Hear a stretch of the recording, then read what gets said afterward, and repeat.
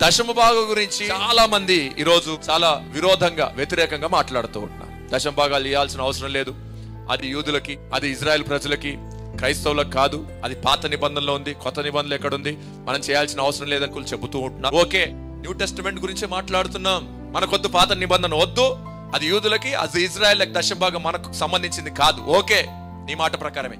కానీ కొత్త నిబంధనలో చర స్థిర ఆస్తులు అమ్మేశారు, మరి చెయ్యి. కొత్త నిబంధన సంఘము వారు వర్ధిల్లిన కొలది దేవుని పనికి మందిరానికి ఇస్తూ వచ్చారట, మరి చెయ్యి. అలా అన్నోడు ఇయ్యడు. వాస్తవానికి నువ్వు ఆశీర్వదించబడాలంటే వర్ధిల్లిన కొలది ఇవ్వాలి. అది ఇవ్వలేకపోతున్నా గనక కనీసం దశమ భాగం అన్న ఇవ్వండి. ఇది దైవజనం చేస్తున్న బోధ. నువ్వు దాన్ని కూడా ఇయ్యనంటే ఎట్లా? నువ్వు దాన్ని ఇవ్వద్దంటే వర్ధిల్లిన కొలది ఇవ్వు. నీ ఆస్తులమ్మి తీసుకురా, అప్పుడు ఇవ్వకు దశమ భాగం. దశమ భాగం ఎగ్గొట్టాలంటే నువ్వు ఇది చేస్తే అది ఎగ్గొట్టు, ఇది చేయకుండా అది ఎగ్గొట్టకు.